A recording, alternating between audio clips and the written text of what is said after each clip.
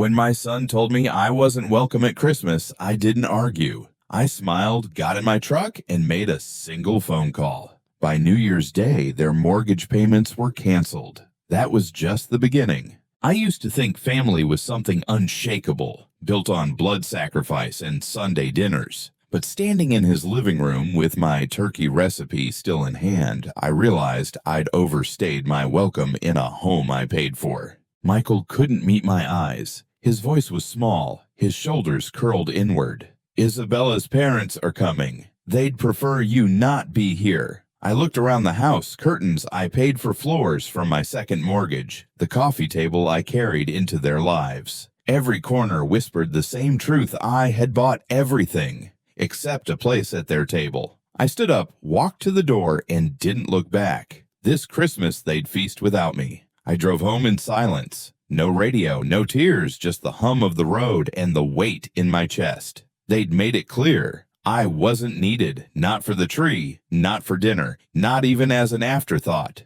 8 years since Maria passed, and every year since I tried to hold the family together. Birthdays, bills, holidays, a check in the mail, groceries when they were short, new floors when Isabella said the old ones looked cheap. I wasn't generous. I was obedient to love, to the quiet duties fathers carry without complaint. I remember helping Michael choose that leather couch. He didn't know what to pick. Isabella wanted something statement-worthy. I paid for it in full. The same couch I sat on when he told me I wasn't welcome. I stared at the mixer in the kitchen. $2,000. Used maybe twice. Paid with my credit card. It used to make me proud. Now it just made me tired. Real tired. Where will I spend Christmas now? I didn't mean to ask it out loud, but it slipped. Michael offered Aunt Rosa, or maybe the weekend after. The weekend after, like Christmas could be postponed, like I was optional. I walked out, past the family photos where my face kept shrinking, past the coat closet filled with Isabella's winter coats. My hand found the doorknob, cold, certain. "Tell Isabella's parents," I said without turning. "Feliz Navidad." The air hit hard. December. Spokane. I sat in my truck still. Let the cold sink in. Let the moment settle. 5 years to the $800 a month. My calculator gave up when I passed 140,000. I remembered the loan officer's words. "You're putting a lot at risk for someone else's dream." He was right. I just didn't know it then. Isabella's name lit up my phone. I answered. Her voice sweet, like syrup, sharp, like a blade. They're educated people, Dennis. They expect certain conversations. You know, literature, art, not tamales and stories about tile. 8 years of swallowing pride. Tonight, it turned into something sharper, something final. 3 days later, I walked into their Christmas dinner. 12 guests, crystal glasses, laughter rising from a house I once called mine. No one noticed me at first, until I placed my briefcase on their marble buffet. "Evening," I said. "Hope you don't mind if I join." Isabella froze. Michael went pale. Cody gripped his wine glass too tight. "You need to leave," Isabella snapped. I opened the case. Not yet. 12 envelopes, one for each guest. Bank statements, transfer receipts, photos. 5 years. $168,000. Plus the down payment. Plus furniture. Plus her mixer. "Everything you're enjoying tonight," I said, "was paid for by someone not good enough to sit at this table." A guest opened their envelope. Gasps. Shuffling papers. Silence growing thick. Then came the questions. "Is this real? Why didn't you tell us, Isabella? You said your parents helped." I placed a copy of this newspaper article beside the roast. "Here's how they thanked me. Public humiliation. A fake blizzard. Let's talk about who really got abandoned," I said, because it wasn't them. They said I humiliated them, that I ruined Christmas. But the truth had already done that. All I did was unwrap it. 3 months later, a letter arrived. Notice of default. $8,400 overdue. 14 days to save the house or lose it. The same house I once saved for them. Not anymore. Michael came to my door. Not with pride, not with anger, but with eyes heavy from lost sleep and heavier truth. "Dad," he said, voice cracking, "we need to talk." We sat. The new recliner creaked beneath me, paid with the first mortgage-free paycheck I'd had in years. "You were right," he whispered. "I chose them. I lost you." I looked at him, my son, my biggest hope, my deepest wound. "You didn't lose me," I said. "You gave me away." He asked if I could forgive him. I already had, but forgiveness doesn't mean paying again. Not with money, not with silence, not with space at a table I was never welcome at. "Figure it out," I told him, like I did. That night, I poured one glass of whiskey, to Maria, to Rosa's kids, to peace. Christmas came late, but it finally felt like mine. Spring arrived in Spokane. The air no longer cut. It carried promise. I trimmed the hedges, painted the porch, things I couldn't afford when my life belonged to someone else. My phone buzzed. A message from Rosa. "Dinner Sunday. The kids want to show you their school projects." I smiled. No guilt, no expectations, just an open chair and warm food. The kind Maria used to make. The kind that didn't need validation. I brought a bottle of soda and a pie. Didn't need to bring anything, really. They were just happy I came. The kids ran to hug me before I crossed the porch, not out of duty, out of love. We laughed over pasta and messy stories. They listened when I spoke, not because I paid the bills, but because they cared what I had to say. Later that night, I sat on my back porch, whiskey in hand, stars overhead. Real family, I realized, isn't who shares your blood. It's who shares your table without needing to be asked. And for the first time in years, I wasn't just full. I was home. 3 days after Christmas, I saw my own face in the newspaper. "Spokane man abandons elderly couple at airport during holiday storm." Their photo was beneath the headline, "Cody and Catherine wrapped in scarves, looking pitiful." Hey. There was no storm. It had been 52 degrees and sunny. But that didn't matter. The story had done its damage. They painted me as unstable, lonely, erratic, a cruel old man who forgot his place. No mention of the years of support. No trace of the dinner I was banned from. I read it twice, then a third time. Every word sharpened something inside me. Not sadness, not shame. Something clearer, sharper. Strategy. I searched their names: Cody, Catherine, Isabella. Their social media bragged where their mouths couldn't. Vacations I paid for. A kitchen I financed. A lifestyle built on my silence. Then I found the writer, Patricia Morrison, lifestyle editor, no ties to the family, but 3 mutual contacts with Cody on LinkedIn. The article hadn't just appeared. It was placed, intentionally. They wanted a war. I'd show them what it meant to lose one. I opened a fresh folder, manila, thick, clean. It wouldn't stay that way for long. Bank statements, every $2,800 transfer marked in red. Receipts for their granite countertops, the professional mixer, the designer drapes. Each item matched with a photo Isabella proudly posted online. I printed her status update from last week, so excited to host Christmas this year, grateful for everything we have. I circled the words, everything we have. Right. The folder grew heavy, 50 pages, maybe more. A full catalog of quiet sacrifices no one ever asked about until I stopped making them. At the top, I clipped the newspaper article. In the margins, I wrote one word beside each quote, lie. Distorted, omitted. I wasn't going to call reporters or post on social media. I didn't need attention. I needed truth, to walk into the room and sit at their table without apology. According to Isabella's Facebook, dinner was set for 12. Perfect. 1 packet for each guest. Printed, stapled, ready. Not revenge, just corrections served warm. Christmas Eve morning came cold and still. I brewed my coffee slow, strong, no rush. On the table, 12 packets, each stacked neatly labeled by guest name where possible. On top of everyone, Cody's planted article. Below 5 years of financial truth. No arguments, no speeches, just facts. I dressed with care. Dark blue suit, polished shoes, the same one I wore to Maria's funeral. Today wasn't mourning.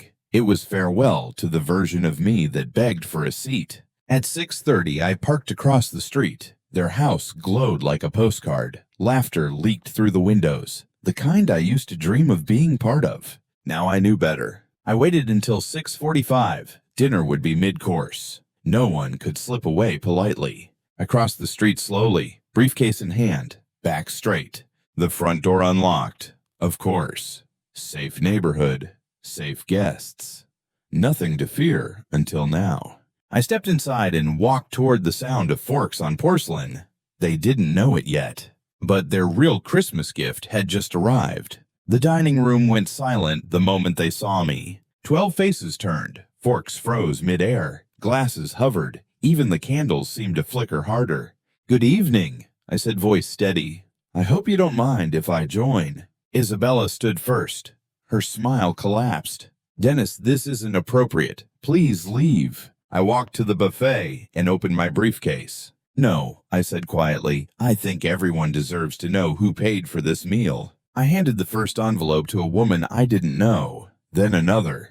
Then another. Around the table. One by one.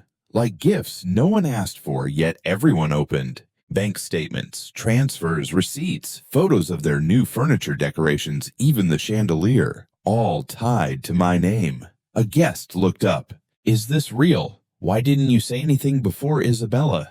You said your parents helped." Then I placed the newspaper article in front of Cody's plate. Red notes in the margins. "I didn't abandon anyone," I said. I was erased, then slandered. No shouting, just the sound of paper turning, and reputations unraveling quietly. Cody's face turned pale. Catherine clutched her wineglass like a lifeline. Isabella tried to laugh. "He's twisting things. He volunteered. We never asked." I raised one finger, pulled out a screenshot, her own words. "So excited to host Christmas this year. Can't wait to show off our home." The same home I'd kept standing. "I paid your mortgage," I said. "Your renovations, your parties, your silence." A man across the table shook his head slowly. "This is shameful." Cody stood trying to recover. "Dennis is clearly unstable. He's making this about race class, whatever gets attention." I didn't flinch. I showed the transfer log, every payment from my account 5 years in a row. "Michael," I said, looking at my son, "you knew about the money. Did you know they went to the press too?" His eyes dropped. "No," he whispered. "I didn't." Another guest spoke. "This isn't generosity. This is exploitation. 12 guests, 12 truths." And suddenly 12 people saw the host family for exactly who they were. The room trembled. Not with noise, but with realization. Catherine opened her mouth, then closed it. Isabella's eyes darted, searching for someone to save her. No one spoke. I looked around, calm. "I'm not here for forgiveness," I said. "I'm here for the truth." "And now you all have it." I picked up the final envelope, held it in the air. "This is your last dinner, paid by me." Cody's voice cracked. "You'll regret this, old man. I know people. This won't go quietly." I met his stare. It already hasn't. The silence was loud enough. I turned to Michael. "You didn't stand up when it mattered, but now at least you'll have to stand in the truth." He didn't speak. Didn't need to. I closed my briefcase, straightened my jacket, walked toward the door with slow, steady steps. Behind me, the room erupted. Raised voices, questions, accusations not meant for me anymore. I stepped into the cold air, closed the door behind me, and didn't look back. This was no longer my storm to weather. 3 days later, I sat with my morning coffee and saw my face again. Front page, Spokane Review. Page 3. Spokane man abandons elderly couple during holiday storm. Same headline, same lie. Still no mention of the truth laid bare on Christmas Eve. Cody had moved faster than I thought. The article had quotes, details, all curated. A photo of him and Catherine, arms folded, eyes hollow with false dignity. A fabricated storm. An invented cruelty. No word on the years of sacrifice. No trace of the 12 people who now knew better. I studied the byline. Patricia Morrison, editor, lifestyle section. I'd never heard her name, but Michael's LinkedIn told me what I needed. She was connected to Cody, not directly, but through 3 quiet hands, enough to get a favor placed in print. Smart move, calculated, public, strategic. They thought they'd won the last word, but I hadn't spoken mine yet. I folded the paper, set it aside. The next move wouldn't be louder. It would be clearer and final. I opened a new document, not for rage, not for pity, just for facts laid out clean year by year. First entry down payment, $47,000 from my home equity loan. The same day, Maria's favorite ring went missing from the dresser. Second kitchen renovation, $18,000, because Isabella said laminate was embarrassing. Then came the monthly bleed, $2,800 every month, 60 payments, $168,000 plus furniture, utilities, groceries during rough patches, all logged, all documented, all real. I matched photos with charges, the velvet drapes, the vacation photos in wine country, smiles paid for by a man they called a burden. By nightfall, the folder was thick, not vengeful, just complete. I included the newspaper article, marked with margin notes. One page had just 2 words, Ask Michael. I checked Isabella's Facebook one last time. Christmas dinner, 12 guests. Same guest list, same house. I wasn't sending this to the press. I wasn't sending it at all. I was delivering it. In person, 1 copy per seat, 1 truth per fork. This time the story wouldn't be buried. It would be served. Christmas Eve returned. Gray sky. Frosted windows. Their house glowed again, full of light, sound, borrowed warmth. I parked across the street. Same place. Same time. Only this year I wouldn't walk inside. 12 packets, neatly sealed, stacked in a leather briefcase. Each one labeled. Each one carrying weight. I walked to the porch, set the briefcase down, taped a note to the top. For your guests. No need to thank me. Just read it. All of it. I stepped back, looked at the house. Inside, laughter swelled. Catherine's voice rose above the rest. A toast, maybe, to another story they wrote for themselves. I turned, walked down the steps, and didn't look back. By morning, the messages started. Missed calls, unread texts. What is this? How dare you? You've embarrassed us. But it was too late for shame. The truth had already taken its seat at their table. That night, I sat with Rosa's family, watched her grandkids tear wrapping paper into snow. For once, I didn't feel like a guest. I felt seen, and that was enough. The letter came in March. Certified mail, heavy envelope, heavy tone. Notice of default. 3 months behind. 14 days left. $400 overdue. The house they flaunted now barely standing. The same one I kept afloat for 5 years, now sinking without my hands holding it up. I set the letter down, poured a fresh cup of coffee. The porch light flickered again. This time I had the money and the peace to fix it. The phone rang daily now. Blocked numbers, voicemails filled with panic. Isabella first, then Cody, even Catherine, all pleading in different tones. Michael, though, he waited the longest.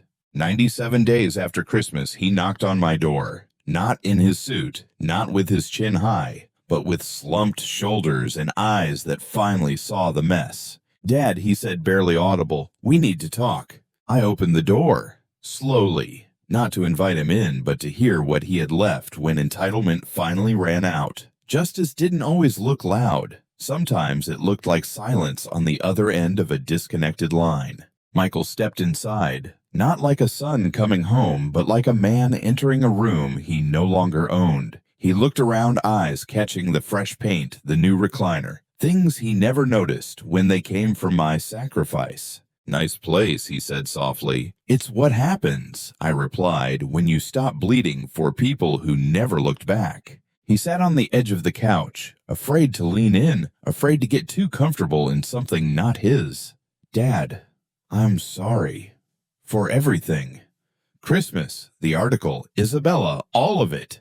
I nodded, not angry, not eager, just steady.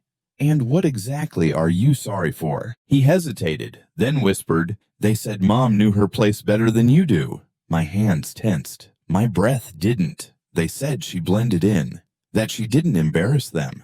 You should have stood up, I said quietly. For me? For her. I know, he whispered. I know now.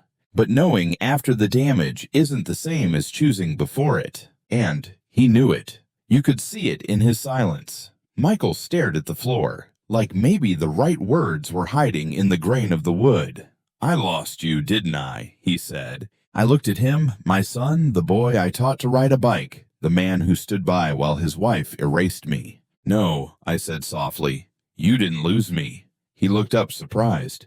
You gave me away. There's a difference. One hurts more than the other. One you can't undo. He wiped his eyes. Is there any chance you could forgive me? I didn't hesitate. I already have. He blinked. But that doesn't mean we go back, I added. I won't pretend it didn't happen. I won't reopen a door that only swung one way. Then what does forgiveness mean? I stood up, walked to the mantel. Maria's photo stood beside one from Easter, me and Rosa's grandkids laughing over too much pie. It means if you want a relationship, I said, you build it. From scratch. With respect.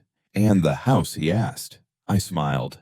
Not my problem anymore. Michael nodded slowly. The weight of years pressed into that motion. Years of silence, of letting things slide, of thinking love meant never drawing a line. He cleared his throat. The house is going into foreclosure. We can't keep up without the help. I raised an eyebrow. You mean without my help? He didn't argue. I don't know what we'll do, he said. Isabella's furious. Her parents won't even look at me. She says I failed her. I sipped my coffee. Calm. The way I failed you. He didn't answer. Didn't need to.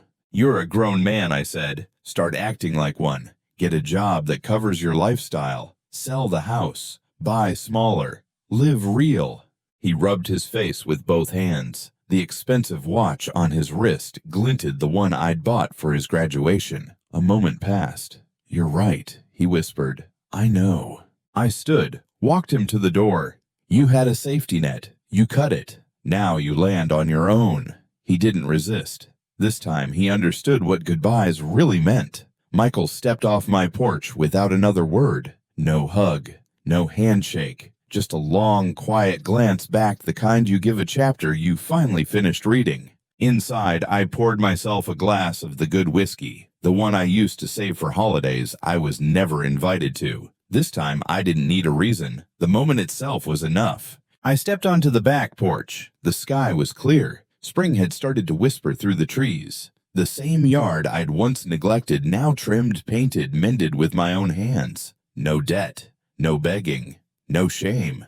In 4 months, I'd turned 63. Maria had been gone 8 years. I'd spent 5 of those chasing a family that never turned around. Not anymore. My phone buzzed. A message from Rosa. Sunday dinner. The kids want to show you their science projects. I smiled. Typed back 2 words, wouldn't miss it. Real family, I'd learned, isn't who shares your name. It's who saves you a seat without needing to be reminded you deserve to be there. The whiskey tasted like freedom, and this time I drank it slowly. There's a kind of giving that turns you invisible. You give quietly, consistently, until no one sees the cost anymore. Only the convenience. I used to think that was love. Covering gaps, filling silence, paying bills without being asked, swallowing pride for the sake of peace. But the silence I kept became permission. Permission for them to expect without asking. To receive without thanking, to erase without guilt. The first payment felt like support, the 10th like duty. By the 50th, it felt like debt, but not theirs, mine. A debt I owed to some version of fatherhood that required losing myself to prove I cared. They never said thank you after the 3rd year, maybe sooner. Isabella started calling the mortgage handled, like it was a line item, not a sacrifice. I let it happen, let them forget. And for that, I don't blame them fully. Because when you never set boundaries, people stop seeing where you end and where they begin. That's not on them. That's on me. That house, the one with the tall windows, the crown molding the $1,000 mixer, it was never mine. I paid for it, every inch, every upgrade, but I was never part of it. Not really. They hung family portraits in the hallway, but mine kept getting smaller, further back in the frame, until eventually I just disappeared. When Isabella talked about our home, she never meant me, only what I gave. When Michael called it his place, I didn't correct him. Maybe I should have. I remember sitting at their table once, Maria's recipe on my lap, offering to cook that Christmas. They said her food was too heavy, too loud, too much. It wasn't the meal they rejected. It was everything that came with it. Memories, music, me. Funny thing is, the table I bought never had space for me. Not at birthdays, not on holidays, not when they celebrated their good fortune that I paid for. You don't notice what's missing when you're trained to believe you're not supposed to be there anyway. At some point, I stopped being a father and became an ATM. Not all at once. Not overnight. It was subtle, quiet. A thanks turning into a can, a can, you turning into a we need, until it wasn't even asked, just expected. The mortgage auto-withdrew every 15th. Like clockwork, love on a schedule, loyalty reduced to numbers. Isabella would text when they needed more. Water bill, new tires, a holiday bonus because Michael was between things again. She never said please, just links, receipts, instructions. I once sent $300 so she could buy last-minute gifts for the family. I wasn't part of that family, but my money was. Maria would have seen it sooner. She always did. She warned me once that love without limits becomes a leash. I told her that's what fathers do, that maybe someday they'd see it. But they never saw me, only the dollars tied to my name. Even now, I wonder if they knew how much I gave up just to be allowed to give. I refinanced my house on a Thursday. Light rain, quiet street. Maria's rosebush had just started blooming again. The loan officer was polite, young, kind eyes. She looked at the numbers, then looked at me.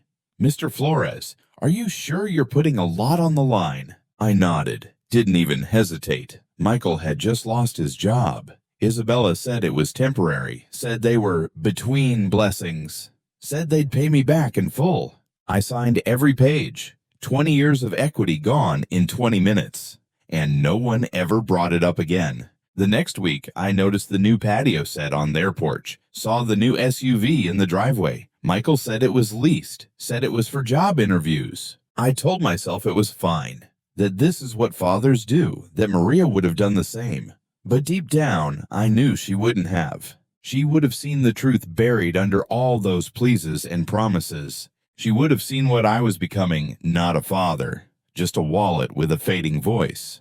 By the 3rd year, I stopped buying new clothes. The soles of my boots had holes. My winter coat lost a button 2 Decembers in a row. I stitched it with dental floss. It held barely. The 4th year, I started skipping breakfast. Then lunch. Peanut butter sandwiches became my routine, sometimes without the bread. I told people I liked eating light. Truth was, groceries got expensive when you're paying someone else's life. That year, I stopped filling prescriptions on time, started splitting pills to stretch the bottle. I told myself I was fine, told myself it was worth it, that Michael would get back on his feet, that Isabella would say thank you, even just once. But she never did. She called once to ask if I could cover their landscaping bill, said their HOA had standards. I looked out my own window, overgrown hedges, a cracked walkway, paint peeling from the porch Maria once adored. I said yes, hung up,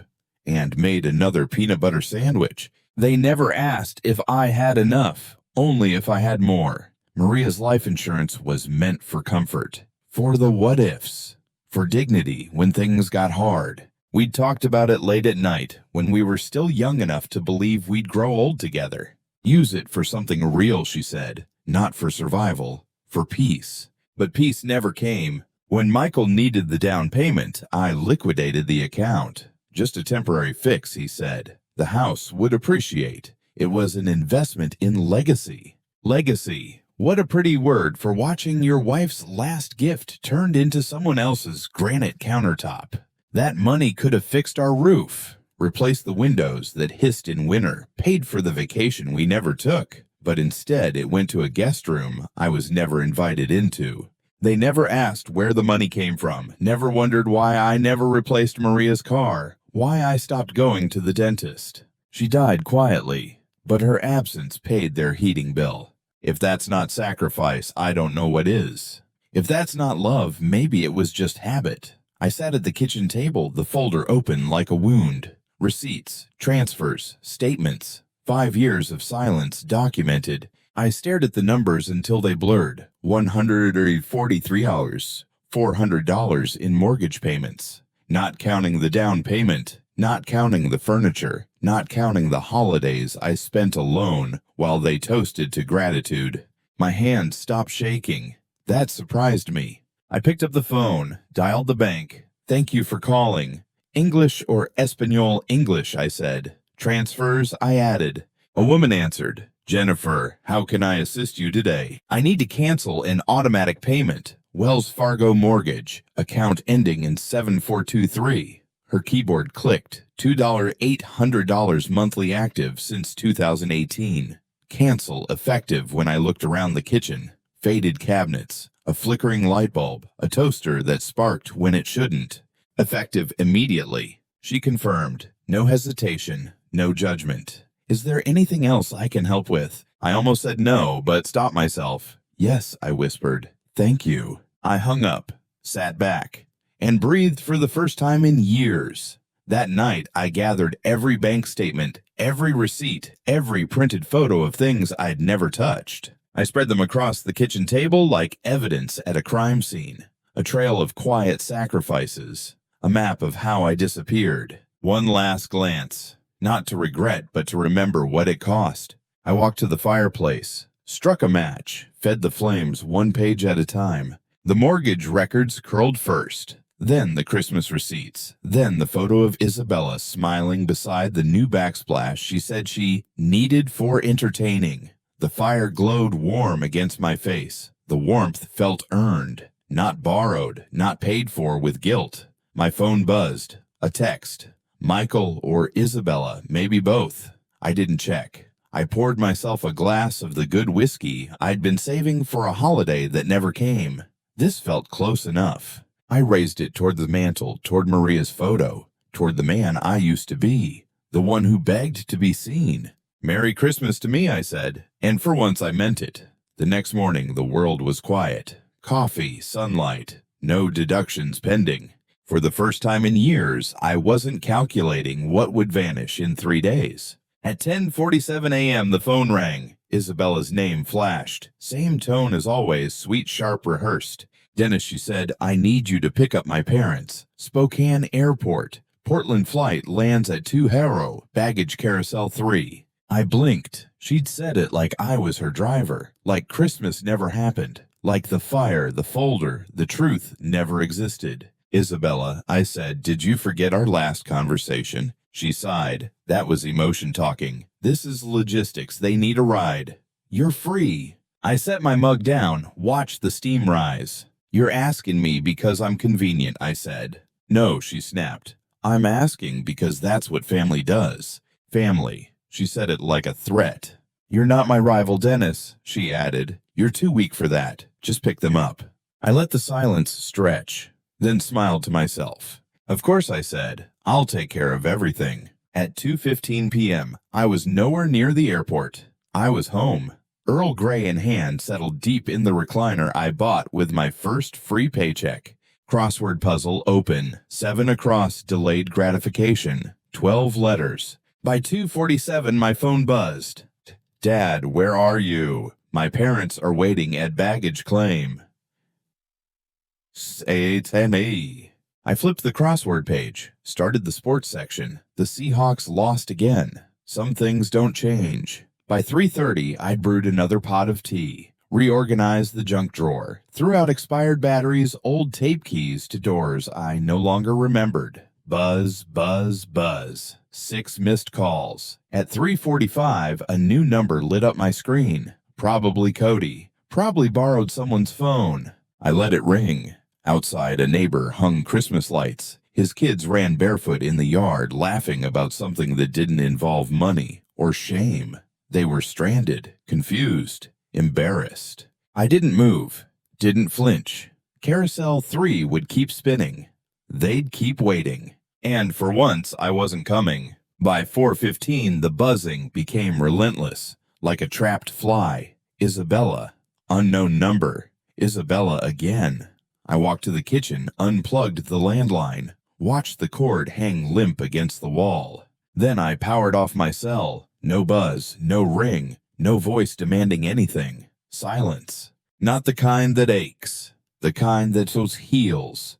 I made a grilled cheese, real butter, extra cheddar, heated tomato soup in my favorite mug, the one Maria gave me on our 20th. I ate slow. No phone in reach. No guilt in the room.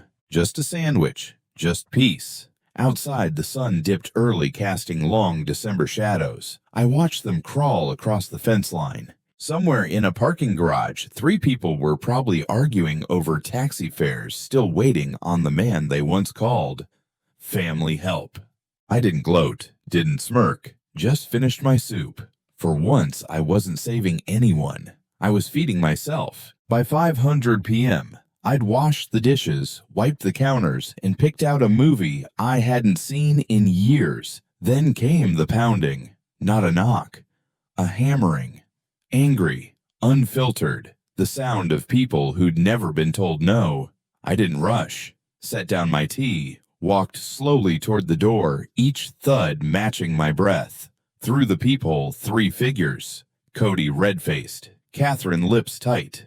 Isabella smeared mascara in rage. I opened the door. Didn't invite them in. But Cody shoved past anyway. "What the hell is wrong with you?" he barked. "We waited at that damn airport for 3 hours. Catherine followed indignant. "This is barbaric behavior, Dennis. Truly shameful." Isabella was last. "You humiliated us." I didn't flinch, didn't move, just spoke calm and cold. "Get out of my house." The words hung sharp in the air, a sentence I'd waited years to say. They froze, because for the first time they weren't in control.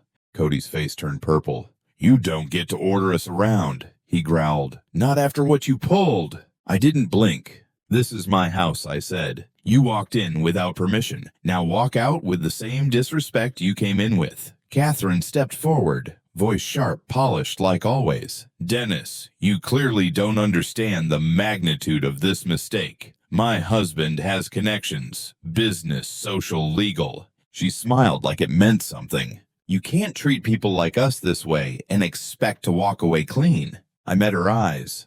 This wasn't punishment. It was a lesson about arrogance and how far you've fallen from decency. Isabella scoffed. "A lesson you think you're someone who gets to teach us anything. You're nobody." I took a step closer, calm, clear. "I'm someone who finally stopped being your bank account, your driver, your scapegoat." I pointed toward the door. "The lesson's over. Now leave." For a moment, no one moved. Then Cody jabbed a finger near my chest, close but not brave enough to touch me. "You'll regret this, old man." I didn't respond. I didn't need to. They stood there waiting for me to flinch, to explain, to crawl back into the role I had outgrown. But I didn't move, didn't soften. My silence spoke louder than their noise ever had. Isabella's lip trembled, not from sadness, from disbelief that the man she once controlled now stood unmoved. Cody turned first, muttered something under his breath, walked out with clenched fists and a jaw that couldn't take losing. Catherine followed, straightening her coat like dignity could still be stitched back on. Isabella stood last. For a moment, her anger cracked. Underneath it, something like fear. "I hope you're happy," she hissed. "Being alone, forgotten." I nodded slowly. "I'm not alone," I said. "I'm free." I shut the door, not with force, with peace. The kind that comes when you finally stop explaining your worth to people committed to misunderstanding it. The lock clicked, a small sound, but to me, it roared. Outside silence, inside home. The next Sunday, I wore the blue shirt Maria always said brought out my eyes, pressed it slow, buttoned it right. No rush, no obligation, just rhythm, just ease. Rose's house smelled like garlic and warm bread before I even reached the porch. Her grandkids shouted before the door opened. Dennis is here. I stepped inside to laughter, tiny shoes in the hallway drawings taped to the fridge. No place settings with name cards. No judgment behind wine glasses. Just a seat, always ready, always mine. Rosa handed me a bowl. Stir that, she said, like I'd always been part of the recipe. Over dinner, the youngest showed me his science project. Built a volcano out of clay and foil. It erupted mid-meal. Sauce everywhere. Laughter louder than the spill. No one scolded, no one performed. Just family, not by blood, but by choice. I helped wash dishes, drove home slow windows down. At every red light I smiled, not because I had escaped something, but because I had arrived. That night I dusted the shelf above the fireplace. 3 photo frames stood there like they always had. Maria on the porch, her hair caught mid-laugh. The day we bought the lawn chairs we never replaced. Next to her, me and Michael, his 5th grade graduation. He was beaming. I was younger, hopeful. And then one frame empty. I'd left it blank for years, waiting, thinking someday there'd be a photo that made the pain worth it. But it never came. I held that frame in my hands, cold, light, like the promises they made. I opened the back, slid in a new photo, Rosa's grandkids holding up their messy volcano, grinning like I belonged there, because I did. I placed it between the others, not to erase the past, but to update it. You don't have to keep every name that shared your blood on your wall, just the ones who showed up when it mattered. The frame didn't look out of place. In fact, for the first time in years, the whole shelf looked complete. The mailbox creaked like always. Hinges rusted from winters that passed without repair. Maria used to remind me, oil it next week. I never did. Some sounds you grow fond of. Inside 2 grocery flyers, a coupon for new gutters, and a thick envelope from the bank. Not my bank. Their bank. I didn't open it. Didn't need to. It was probably a final notice, a desperate plea in business language. Maybe Cody's name, maybe Catherine's, but not mine. Not anymore. I turned it over in my hands, felt the weight. It was heavy, but no longer mine to carry. Back inside, I tossed it on the counter. Made tea instead, peach Maria's favorite. I drank it slowly by the window, watching the wind chase dead leaves across the street. There was a time I'd wait by that mailbox for a thank you, a card, a photo of their new baby. None ever came. And now I didn't wait. The silence no longer hurt. It fit. Like a glove I finally stopped trying to stretch for someone else's hand. Saturday afternoon, Rosa dropped by unannounced, a pie in one hand, car keys in the other. "You're coming tomorrow," she said. "Don't argue." I raised an eyebrow. "I just came last week." She smirked. "Families don't run on schedules. We run on food. Come hungry." Later that night, I found a folded note on my porch, handwritten in shaky, careful letters. From Mateo, her youngest. "We made space for your chair. No one sits there but you." I read it twice. Felt something loosen in my chest.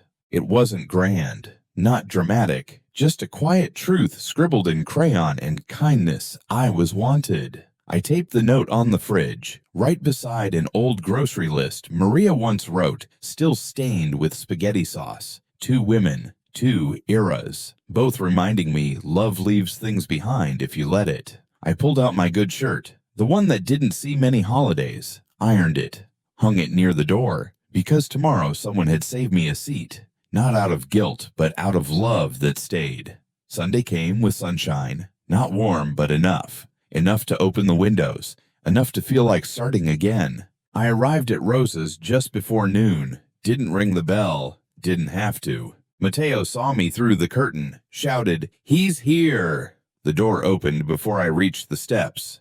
A paper name card waited at my spot, written in big block letters. Dennis. Decorated with stars and a badly drawn pie. Perfect. The table was full. Kids passing rolls too fast, adults teasing over burnt crusts and second helpings. Rosa slid a plate toward me. "Made your favorite," she said. "You didn't ask," I replied. She winked. Didn't have to. No folded arms, no cold silences, just forks clinking, laughter rising, space that didn't need earning. I looked around the table. Not one shared my last name. And yet every face looked like home. Halfway through dessert, Mateo leaned over and whispered, "You come every week now, okay?" I smiled, held up my fork like a promise. "Wouldn't miss it, kiddo." That night, I sat in the living room with the window cracked open. The breeze smelled like rosemary Rosa had planted some by the porch last spring. I glanced at the mantel. 3 frames, still there, still balanced. Maria's photo caught the light just right. She looked mid-laugh. Always did. I whispered, "You'd like them," then paused. Corrected myself. "You'd love them." On the table beside me, a card drawn in crayon. A volcano, a stick figure version of me smiling arms wide. No granite countertops, no perfect lighting, just joy scribbled and real. I didn't need to be written into anyone's legacy. I'd made my own, right here, in quiet dinners, in earned laughter, in a name card drawn by a child who meant it. The doorbell never rang. No more knocks from people who only came when something was missing. I poured one last cup of tea. Maria's mug, still warm in my hands. Not alone, not erased, just home. And this time, no one could take it from me. If this story stirred something in you, a memory, a feeling, a truth, you've lived quietly, we'd love to hear it. Share your thoughts in the comments below.